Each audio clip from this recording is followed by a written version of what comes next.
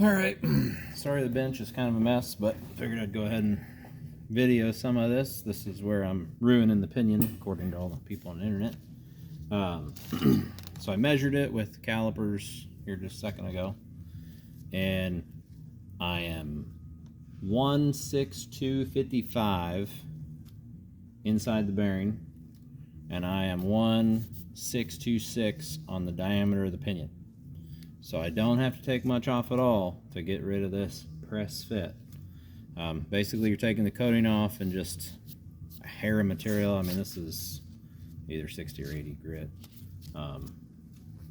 Doesn't really matter which you use.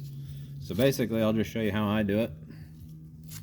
I just lay it on the surface and rest it in my hand.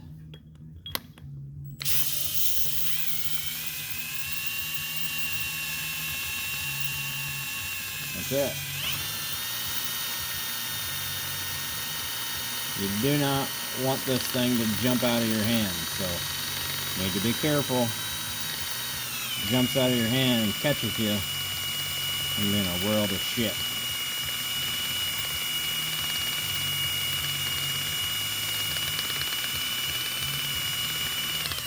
That's it. Really simple.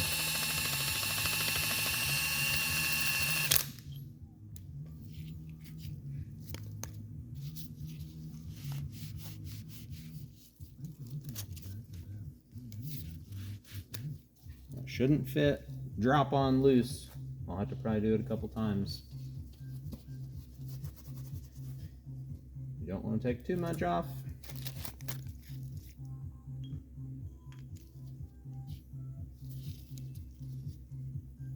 Just trying to start. So I'm going to hit it again. And I'll bring you back when I'm ready.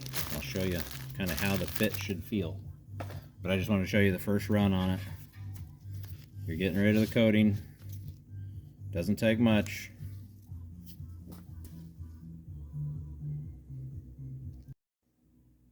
All right, we are back. Got the part of the pinion cleaned up where the bearing rides. I'm going to show you a couple things here. Might be hard to see, but that is a used shim. See how you can kind of see a witness mark on it. And if you just measure across the shim, 24 thou, but that's not accurate. It's more like 14 thou.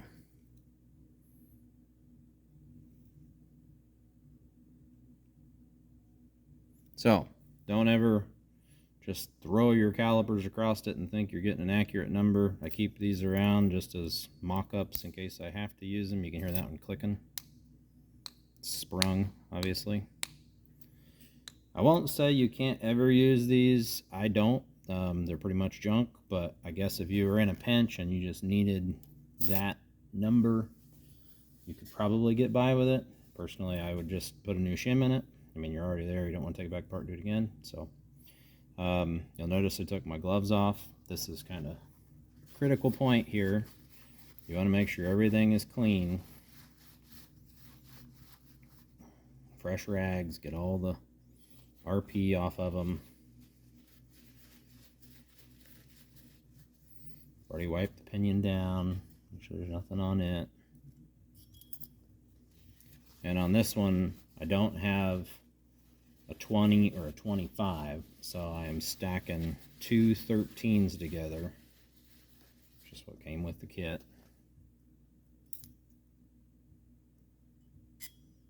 To give me right at 26. I lied. Give me right at 20, 22. So that's what we're going to start with. Typically, 12 bolts that I've gone through and done, I land somewhere 20, 25 thou. That's pretty typical. And that shim's only measuring 12.5. Put the whole thing in there, gives you 21 thousandths, but like I said, that's not accurate. You gotta get out there on the Edges, make sure your calipers are good. 0. Yeah. Okay, so this is my new pack of shims that I just opened. All pinion shims that you can stack up to get the number you want, depth you want. We're going to start at 20 on this bad boy. Go from there. Here are some other shims that I had from previous jobs. I think these are like 35, 30. Oh, there's a 26.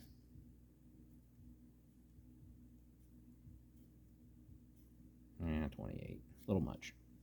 Okay. So don't ever throw these away. Keep them obviously with your kit. Keep them in your pack, because you're going to do this again probably on another one once you learn how. Always good to keep your shim kits around. You can see I've done a lot of solid shims and stuff, so I just keep the spares. They all go together. Try to keep them clean, oiled up, rust free, because you never know when you're going to need them again. These are obviously carrier shims. I have more there, brand new. Okay, so now we get to the business part of this. The pinion bearing is ready to drop on here, and I just want to show you, this is the amount of paper I went through to get it cleaned up. So a few pieces, and you can clean that stuff off and keep using it. I typically just rip off a new piece, and once it loads up and quits cutting, I throw it away and move on. I just kept all that there so you'd see. It takes a handful of times checking it, measuring it, trying to put the bearing on before you get it to this point. So again, clean it up, make sure there's nothing inside. This is the trick. So like it sits on there just like that. Now if I have to, I can get that bearing back off, change pinion shim. That's the trick. A lot of people are going to say, oh, it's terrible, you ruined it, you can't use that now, it's junk. I've done this on 600 horse bracket car that's got 500 passes on it. Rear end's been in it over 10 years. I don't even know how many passes, a lot. Every car in this shop has been done that way, and no issues, no spun bearings on the pinion. Everything's fine. So people say what they want. It works. I'm telling you, you can do it. I've done it.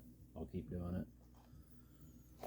And part of that example was when I was showing this on the last video.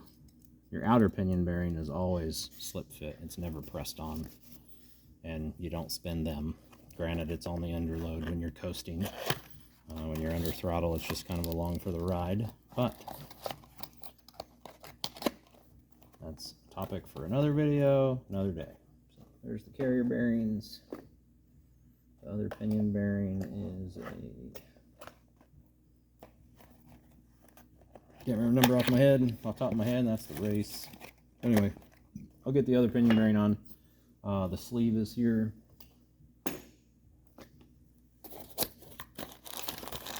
Somewhere. More shims. Ta-da! Same thing goes for this bad boy. Get it out, clean it up. Wipe all the crap off of it. You can see the new stack of shims it comes with. And I will measure the old one to get my baseline number to start from. Man, that thing's chewed up. Same process here. Clean that up, wipe everything down, try to get all the crap off of it. Typically, I will measure all the shims separately and then add them up, get a total, because if you stack them all together and try to measure it, you're always going to have little gaps in between each shim and the end of the sleeve, and you get like the trampoline effect, as they call it. You won't be able to get a good repeatable measurement. So measure your shims, and on these it can be kind of tough because usually the ends of them are all destroyed right out there, and it kind of curls up and you don't get a good number. So you just kind of got to do the best you can. That thing obviously was under preloaded, and when you do that, your pinion inside the housing basically becomes like a little mini jackhammer against your bearings, and it destroys your inner pinion bearing, destroys the sleeve. Eventually it'll wreck the gear if it goes long enough. So preload on the pinion is the most critical piece of any of this setup. So okay, I'll get this measured up, I'll get this one stacked up, get it on there, and get the outer bearing on, and that's pretty much where I'm going to leave it for now. I got to get the housing done. Once I come back to you, I'll be putting this in the housing, setting the preload on it, and I'll show you how that goes. I'll show you how to check it, show you how to set it. Then we'll be moving right along and get the carrier in. So there's a couple steps in how you check the pattern and preload the carrier, so I'll do all that when it's in the housing to make more sense. Okay, rock and roll, a lot of fun. Good luck. Okay, one last little follow-up before we wrap it up. I just took the emery paper, took just a hair coating off of that. I mean, it took 5 seconds. As soon as you get the coating off, stop, you're done. I don't like to have to hammer the yoke on with the sleeve in it with that little tiny shim, because sometimes you can mess that shim up if you have to. So you definitely want that bearing to be fairly easy on, easy off. So yeah, shims, inner bearing. I get to start square. That's on. 15 thou shim. I try to start with a heavy shim. I mean, it's probably going to be less than 15 thou, and I'll have to stack a couple to make up the difference. You know, try 15. If that's too much, then I'll go down to like 13. If that's still too much, I'll go down to 12, down to 10, blah, blah, blah. You know, just keep reducing it until I start to get the preload where I need it. So yeah, then this bad boy, 88048 Timken. There you go. I didn't get a new one of these. It didn't show up yet. I know I ordered one. So I may try to at least flatten that one out for now, but I think it's probably junk. That usually rides in there just to help the back of your seal, but I put them together and not used that before. I don't think you really have to use it, but it's nice to use it. Your seal should seal up if your yoke is good. But anyway, that's what we got, and that's the setup. Next time I see you, I'll be putting this in the housing, and we'll be going through the preload steps.